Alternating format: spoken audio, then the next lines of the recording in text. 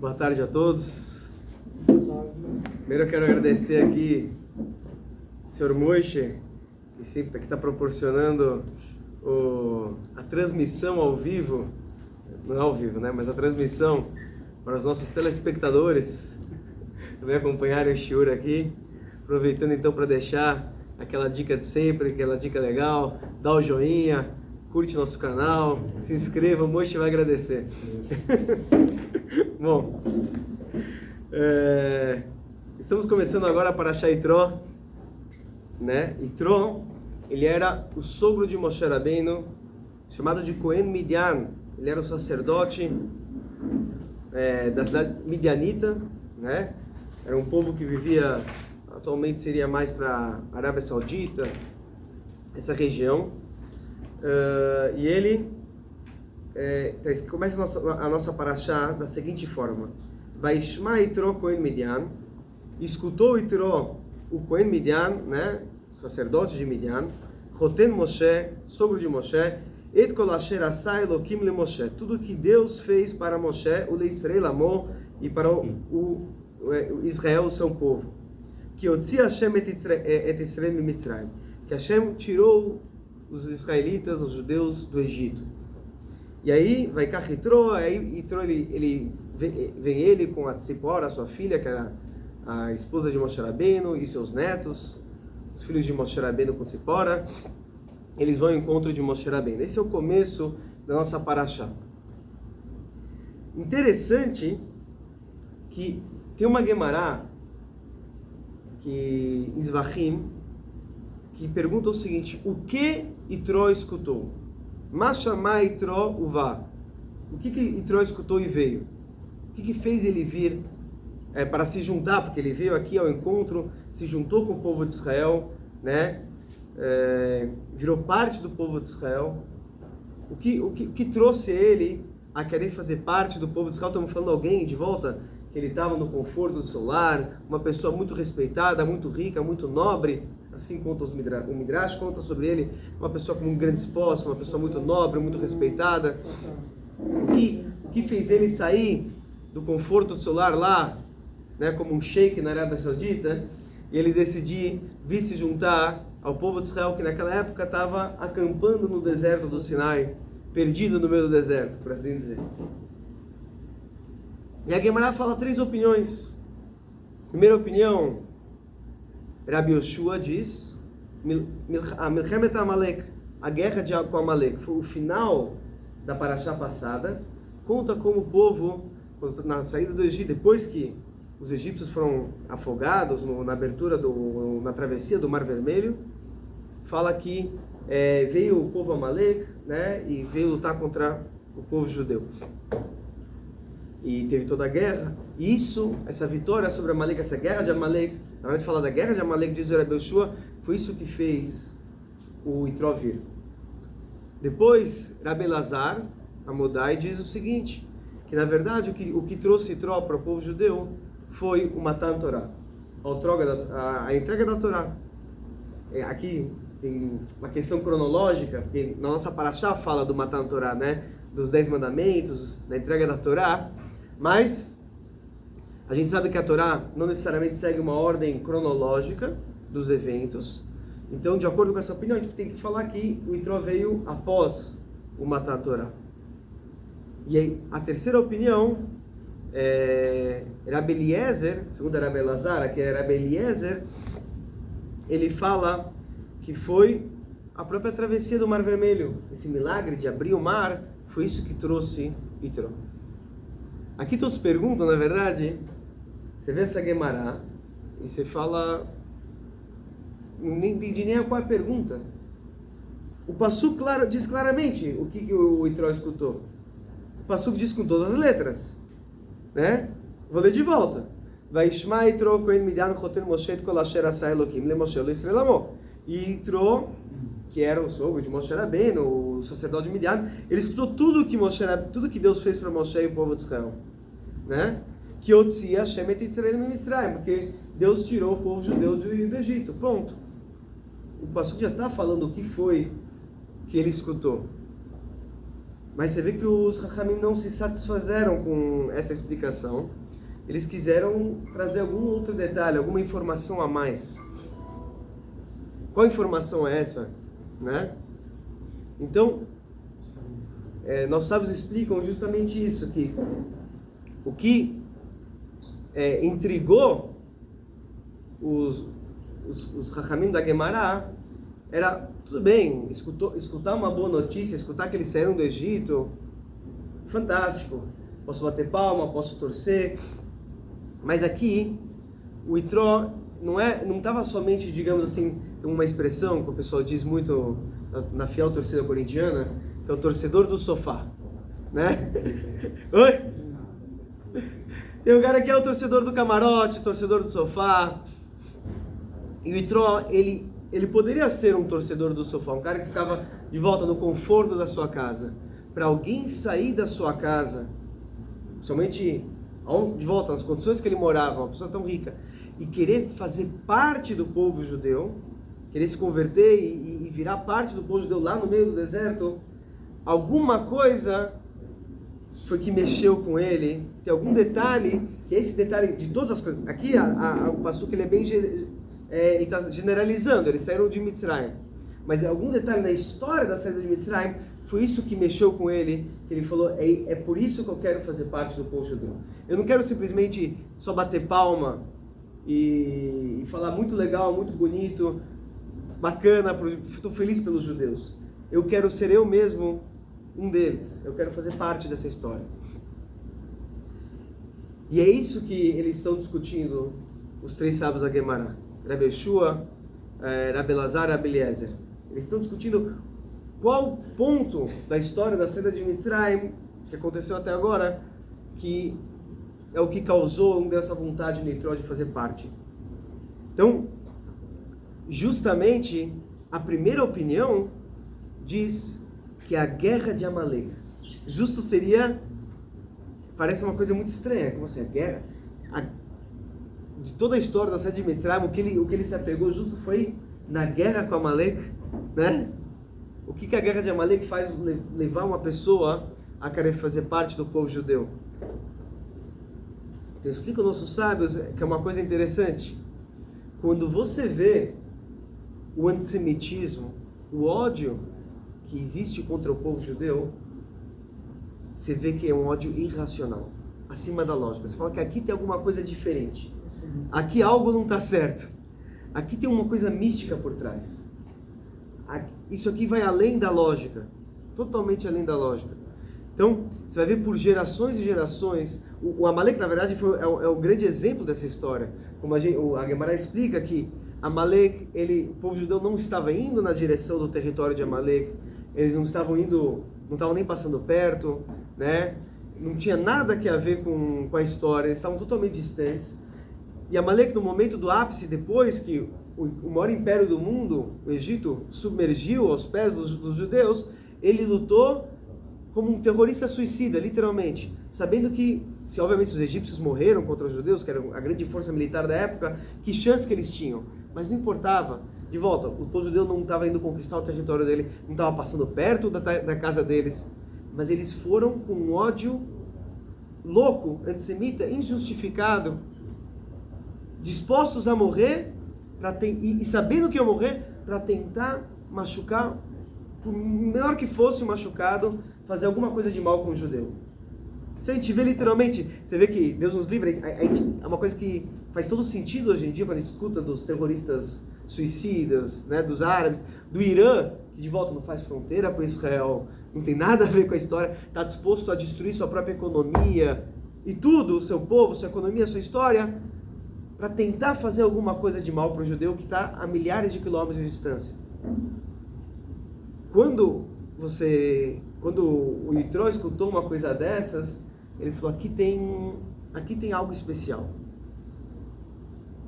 E o interessante nisso é que se você for ver todos aqueles que brigaram com os judeus, né? Aqueles que lutaram contra os judeus, eles não eram somente inimigos dos judeus. Você vê que quando a gente falou o Irã, né? Ou quando o Marshemon, Stalin, as pessoas que estão se levantando para lutar contra os judeus, na verdade eles são inimigos da humanidade. Começa com o judeu, mas vai para a humanidade toda. Então, ele percebeu que ele quer estar no lado certo, digamos assim, dessa luta. Né? Ele viu que tem um ódio aqui que é ilógico, injustificado, e ele quer estar do lado certo dessa briga, e ele vê que tem alguma coisa de místico especial nessa história. Até para quem estuda várias das guerras militares e tudo, da história militar, você vai ver, por exemplo, na Segunda Guerra Mundial, tem muita gente que explica a perda do Hitler na invasão da Rússia, que ele demorou mais para concluir a invasão, a Operação Barbarossa, a invasão da Rússia, que ele acabou se atrasando e pegou o inverno, porque ele tinha tanto ódio pelos judeus que ele demorou mais na Polônia para tentar matar o máximo possível de judeu. Isso que, na verdade, acabou levando ele a perder a guerra. Bom, a segunda opinião fala que foi a entrega da Torá. O que significa a entrega da Torá? Tem um escritor irlandês, chamava, se não me engano, é Thomas Cahill, é o nome dele, famoso, já de séculos atrás. E ele tem toda uma descrição, ele fala o presente do judeu, ele chama. Presente do judeu para o mundo.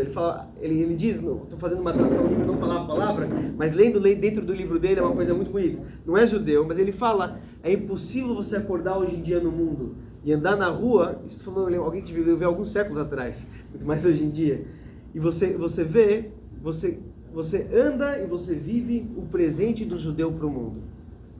É aquela história que a gente fala hoje em dia, o pessoal hoje em dia gosta de chamar da cultura ocidental judaico-cristã, né?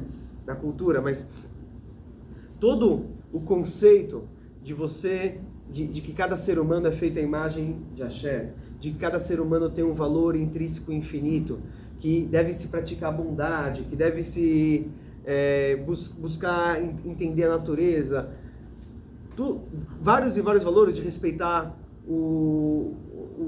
as pessoas mais velhas e de viver em comunidade. Tem grandes valores na Torá, que é um código de ética e moral que ele é divino. E a gente não se dá conta, uma vez acho que já contei isso aqui para vocês, a gente hoje em dia parece que isso é uma coisa normal, natural, imagina, todo mundo tem essa cultura, mas não era assim.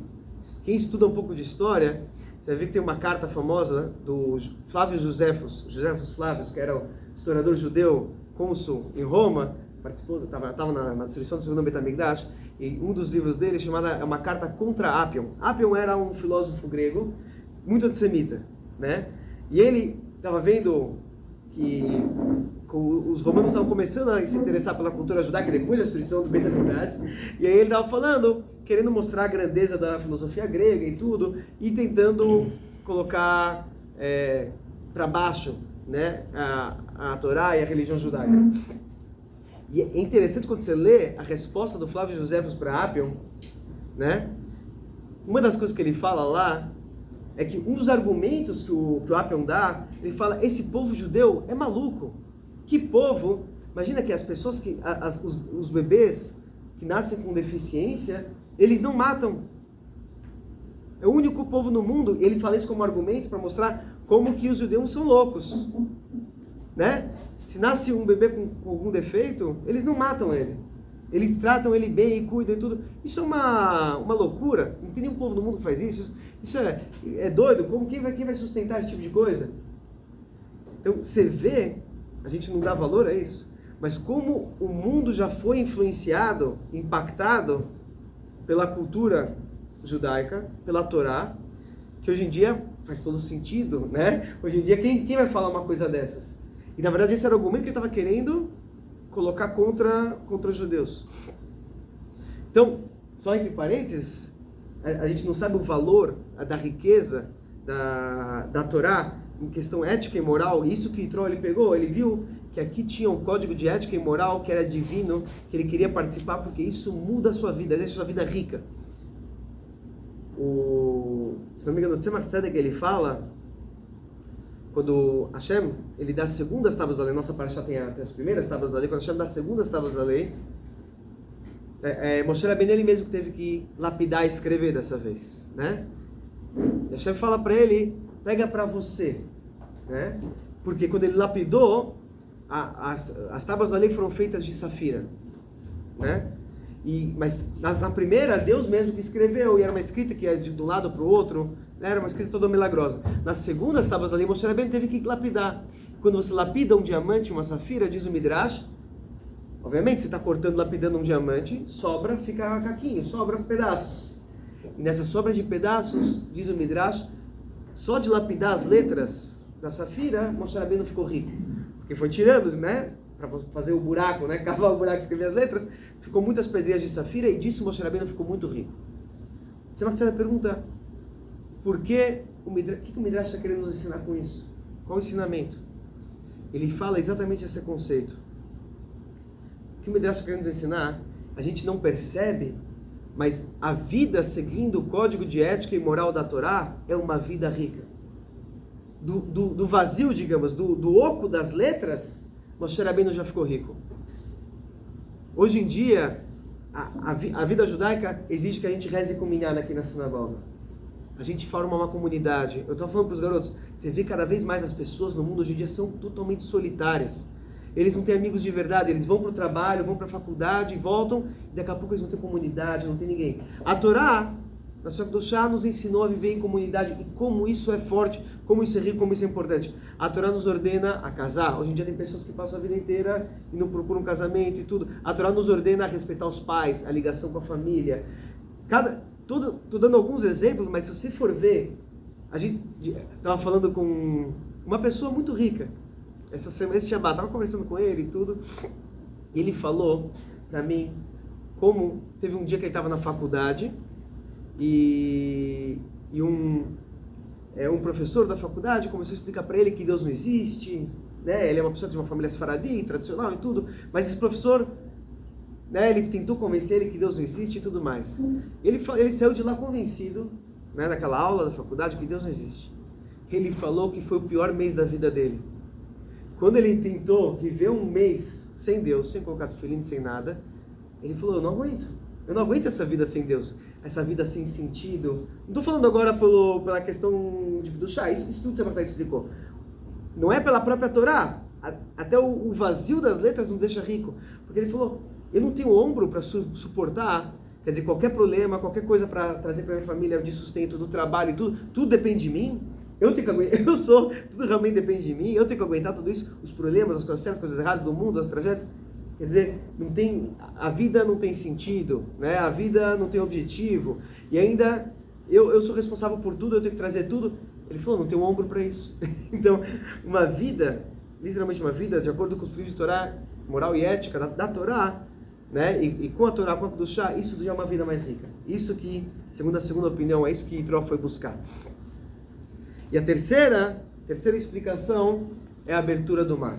A abertura do mar realmente demonstra esse valor, essa conexão infinita do povo judeu com Deus. Que Deus abriu o mar, que representa a tempestade, a turbulência do mundo, os maiores problemas do mundo que a gente pode encontrar, e essa questão que o povo judeu, ele é infinito.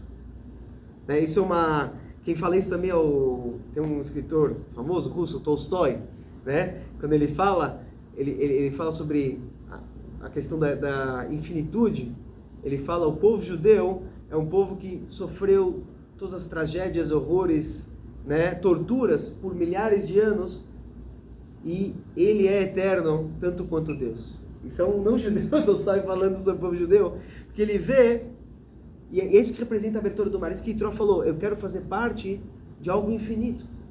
Se eles estão diante do mar e diante do exército egípcio, e Deus abre o mar para eles, esses aqui vão estar para sempre. Nada vai apagar esse fogo, nada vai destruir esse povo.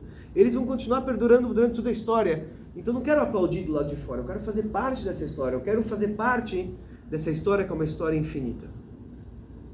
Tem aqui, acho que, por que a gente é infinito, né? Nessa ideia, dá pra gente talvez puxar aqui mais um aprendizado na sequência da história. Assim, já que a gente tem mais uns 5 minutinhos, vamos dar uma aproveitada aqui. assim que Yitro chegou, eles se reuniram com Moshe Rabbeinu, fizeram uma grande festa, né? Detalhe aqui, está escrito que eles comeram diante de Deus, que significa comer diante de Deus. Gemara já fala, quando se come junto com o Talmidei Chachamim, Moshe Rabbeinu estava lá, se fala sobre Torá e tudo, é que nem a nossa mesa deve ser de volta, mas uma coisa, estava falando de riqueza do judaísmo, o Shabat, passar uma mesa em família, né? Tantas pessoas hoje em dia, todo mundo come, cada um olhando para o seu celular, e ninguém olha para a cara do outro, o pai nunca vê o filho nunca vê o pai, cada um está na TV, um está no celular, está no computador, e aí não tem momentos de encontro, mas na mesa de Shabat, que toda a família se reúne, senta junto, para falar coisas positivas, você está literalmente comendo diante de Hashem, e você está trazendo um ambiente para o pai ver a cara do filho, o filho ver a cara do pai, em família, e está junto, só isso também já é uma grande riqueza. Bom, mas aí depois de tudo isso, Yitro ele vê que Moshe Rabbeinu está julgando o povo, né? O povo todo está diante de Moshe Rabbeinu. Vem Memacharat, e foi no dia seguinte, vai encher Moshe Lishpotetam. E Moshe sentou para julgar o povo.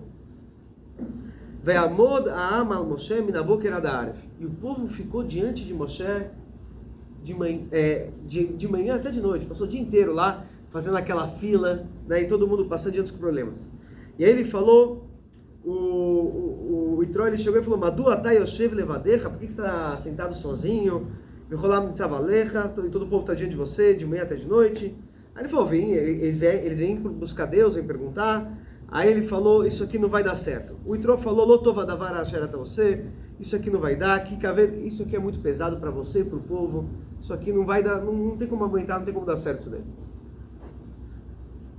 A pergunta, e aí, diante disso, Moshe Rabbeinu, então ele delega, né? Ele cria outros juízes, ele escolhe juízes sábios, pessoas especiais do povo, para delegar, para realmente todo mundo, quando tiver alguma disputa entre uma pessoa e outra, não precisa ir até Moshe Rabbeinu. Estamos falando aqui, eram 600 mil homens em idade militar, aproximadamente 2 ou 3 milhões de pessoas já viviam, Baruch Hashem, no acampamento judeu naquela época. Então, imagina, 3 milhões de pessoas, qualquer problema, qualquer briga, qualquer intriga, qualquer discussão, qualquer questão, tem que falar com Moshe Rabbeinu. É realmente parece uma missão impossível.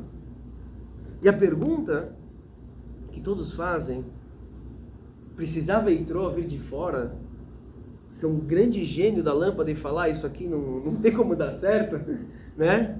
Moshe Rabbeinu sozinho, está escrito que ele era uma pessoa já grande no palácio de Faraó, né? No Regdal, aí que ele cresceu no palácio de Faraó. Ele é uma pessoa que sabia de infraestrutura, de coordenação, né? De Estado. Ele entende que uma pessoa não pode resolver tudo sozinho. Tá escrito, todo mundo sabe daquela frase, né? Uma visita, ele consegue enxergar as coisas mais longe, assim dizem em Yiddish, né? A pessoa que vem de fora, ele tem uma visão mais fora da caixa. Tudo bem, aí, verdade.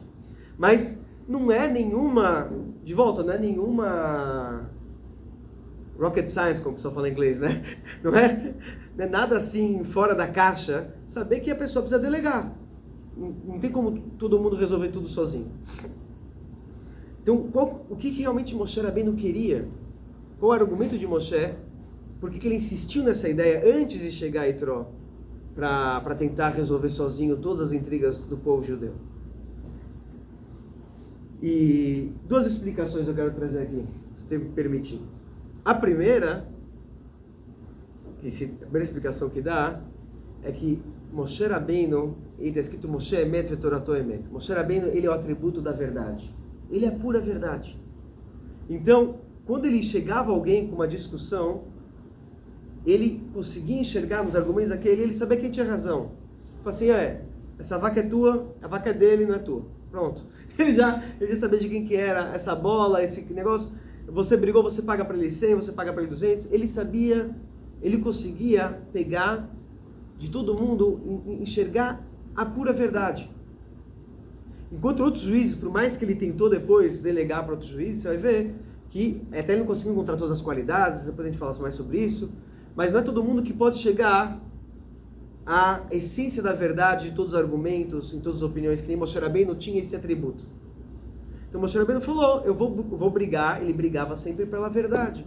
Eu vou brigar para que tenha verdade, por mais que isso seja um grande esforço. Qual que é o problema disso?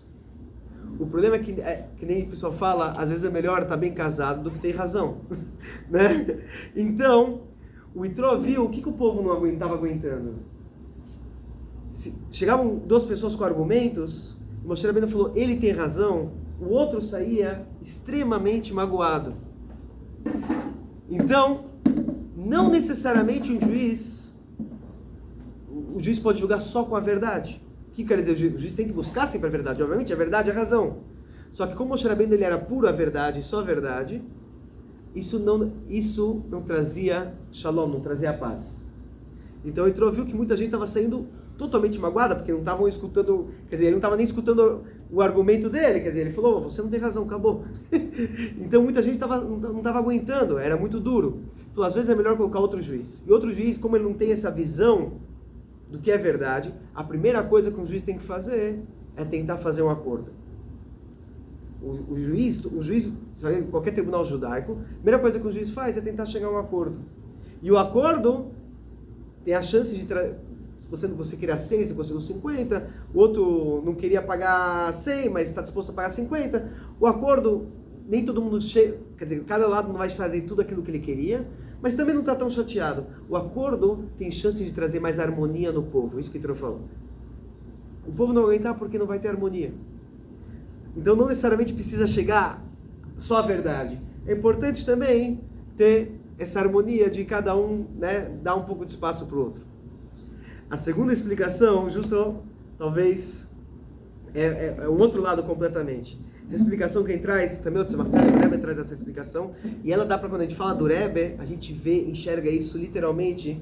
O Tzemach Tzedek traz essa explicação, mas a gente enxerga isso no Rebbe, que o Rebbe passava, quando a gente vê essa história de o povo passava diante do Moshe Rabbeinu de manhã até de noite, a primeira coisa que vem na nossa mente, obviamente, é a fila de pessoas, e o Rebbe lá distribuindo dólares e recebendo os judeus de manhã até de noite, o dia inteiro lá.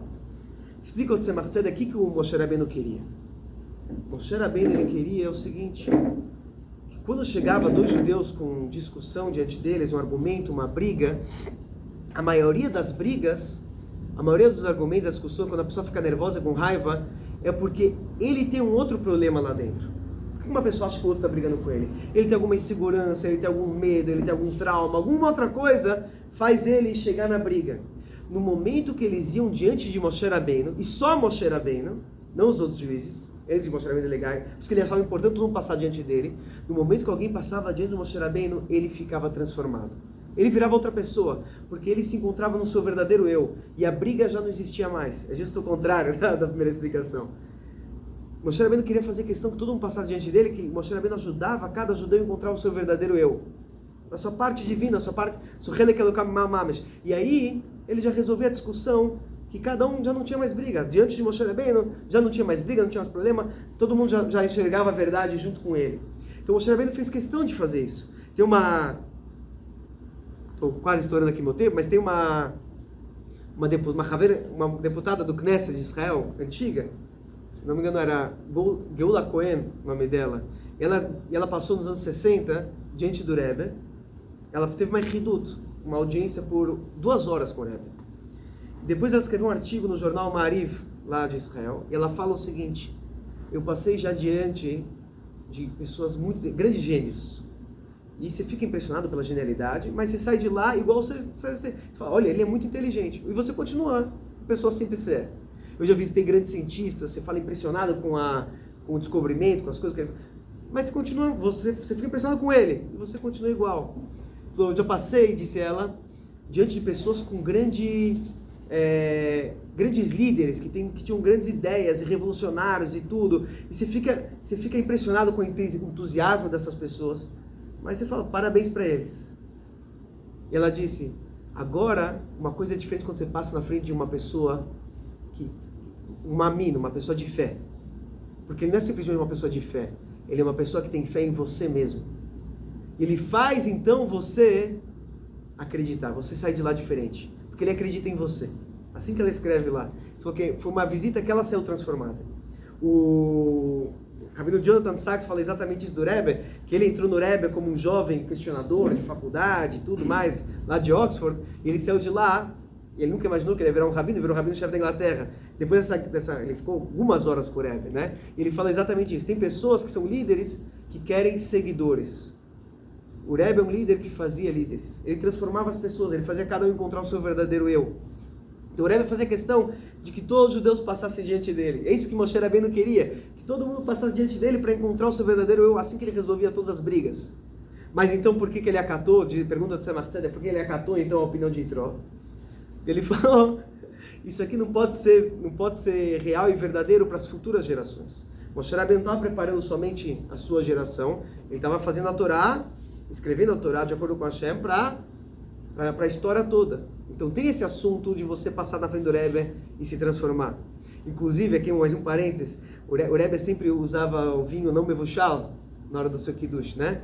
E tem um costume, Chabad, cabalístico, que fala que a pessoa, um vinho mevushal não é bom fazer kiddush se uma pessoa que não está ainda cumprindo 100% de Shabbat e todas as mitzvot, mesmo olhar para esse vinho. Como é que você vai fazer kiddush? Isso é um costume, não é lahá, mas é um costume hassídico. Você vai fazer kiddush uma pessoa que não é chamada olhou para o vinho, não tocou, olhou só. Então, como é que o Rebbe fazia? Então, o Rebbe toda vez estava fazendo kiddush com esse vinho. Os hassidim respondiam, quando qualquer judeu está diante do Rebbe, ele já shomer Shabbat, ele já estava transformado. Então o Rebbe podia fazer kiddush com vinho não mevushal sempre. Então, concluindo, mas o Moshe Rabbeinu ele estava fazendo isso para futuras gerações, para a eternidade, para toda a história. Então, realmente não dá para aguentar o rabino sozinho resolvendo tudo. Então ele precisou delegar para vários juízes, para saber solucionar todos os casos, intrigas. Acho que as duas respostas juntas se convergem. Diga. Se o Yitro queria fazer parte do povo judeu, o fim ele não ficou. Isso é uma boa pergunta. Está escrito. Então, mas fala que ele foi, na verdade, também. Ele foi o primeiro shliach. Assim que diz a Gemara, que ele foi, na verdade, converteu a sua família também. Ele foi lá de shlichut. Já na Torá já tem o primeiro shliach para fazer Beit Chabad, lá em Midian. Essa é a história. Bom, vamos lá. Escolha.